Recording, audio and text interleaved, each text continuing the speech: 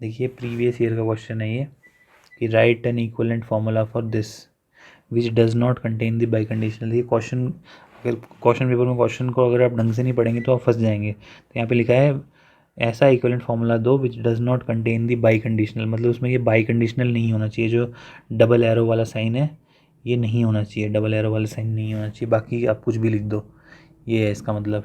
ठीक है, तो हम क्या करेंगे, देखिए सबसे पहले तो हम डबल एरोज को एक्सपेंड करना शुरू कर देंगे। P and Q double arrow R को हम क्या लिखेंगे, Q arrow R and R arrow Q, और R arrow P and P arrow R. ठीक है, तो पी की एंडिंग करते हैं। अब हम इन एरोज को खोल देते हैं, not Q V R and not R V Q, ये not R V P and not P V R. ठीक है, तो अब पी एंड देखिए अब देखिए मैं यहाँ पे डिस्ट्रीब्यूटिव लॉ लगा सकता हूँ। वैसे तो इसका आंसर यहीं तक आ गया, this can be the answer. ठीक है, देखिए क्वेश्चन को ध्यान से पढ़िए, write an equivalent formula for this thing which does not contain the biconditional, यानी कि हमें कुछ ऐसा लिखना है जिसमें ये बाई कंडीशनल ना हो।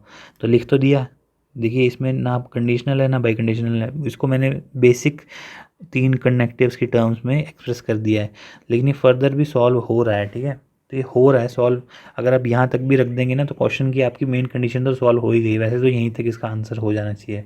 तो आगे देखते हैं ये आगे कैसे होता है, क्योंकि इसमें डिस्ट्रीब्यूटिव लॉ लग रहा है एक जगह पे ना, तो लगा के देख लेते हैं। तो इसमें हम क्या करेंगे, नॉट क्यू को हम नॉट आर, इसको इससे और इसको इससे करते हैं, इस तरह से इसको इससे और इसको इससे कर सकते हैं। ठीक है, ये कर सकते हैं, नहीं भी करेंगे तो भी कोई बात नहीं, क्योंकि आपने क्वेश्चन की कंडीशन तो फुलफिल कर ही दी।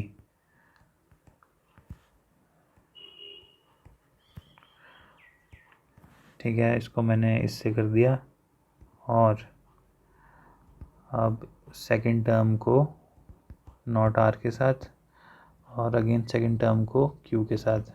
ठीक है, और में हम यही चीज़ दूसरे के साथ करेंगे, नॉट आर को पहले एंड कर देंगे नॉट पी के साथ, और फिर नॉट आर को ही एंड कर देंगे आर के साथ, और फिर पी को एंड कर देंगे नॉट पी के साथ, और पी को एंड कर देंगे आर के साथ। ठीक है, तो ये डिस्ट्रीब्यूटिव लॉ लग रहा है। अब देखिए इतना आ गया, तो यहाँ लिखा हमने पी एंड, देखिए not Q and not R. देखिए Q not Q and Q तो एक कॉन्ट्राडिक्शन है, तो इसलिए मैं इसको ज़ीरो से भी लिख सकता हूँ, और आगे आर एंड नॉट आर भी एक कॉन्ट्राडिक्शन है, तो इसको मैं ज़ीरो लिख सकता हूँ, और R and Q as it is आएगा।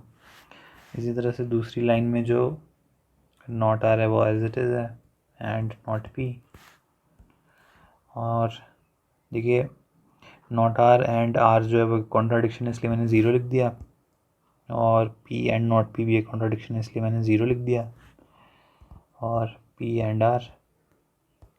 ठीक है, अब पी एंड देखिए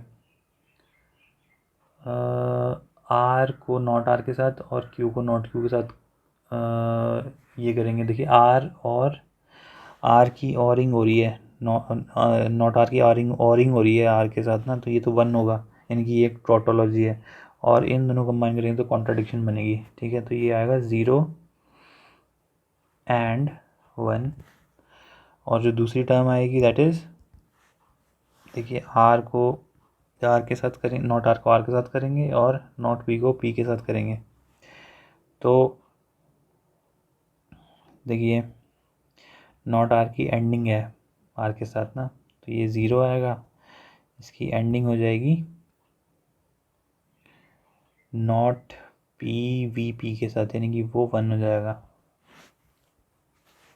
तो पी एंड, अब देखिए 0 की एंडिंग अगर 1 के साथ करेंगे तो ये 0 होता है, और 0 की एंडिंग 1 के साथ करेंगे तो ये 0 होता है। पी की एंडिंग अगर 0 के साथ करेंगे, इन 2 0 के बजाय मैं केवल एक ही 0 लिख सकता हूँ, ठीक है। पी एंड 0, तो देखिए अगर यहाँ कोई कन्फ्यूजन हो रहा है तो पी को 0 1 लिख दीजिए और 0 0 के साथ इसकी एंडिंग कर दीजिए, तो क्या होगा 0 और 0, तो ये 0 ही हो जाएगा। तो इसका फाइनल आंसर तो इसका 0 आ रहा है इस प्रीवियस ईयर क्वेश्चन का। लेकिन ये क्वेश्चन अगर आप यहाँ तक भी करते ना, केवल यहीं तक करते, तो भी ये ठीक माना जाता। यहाँ तक ही करेंगे ना तो ये ठीक माना जाएगा, ये करने की ज़रूरत ही नहीं है, 0 निकालने की ज़रूरत ही नहीं थी, इस पॉइंट से आगे करने की ज़रूरत नहीं है, क्योंकि आपके क्वेश्चन में साफ साफ लिखा है कि which does not contain the biconditional, बस, ठीक है। तो आपने इस सेकंड स्टेप में बाई कंडीशनल निकाला और आपने ऐसे लिख दिया। चाहें तो आगे कर सकते हैं, नहीं चाहें तो कोई बात नहीं।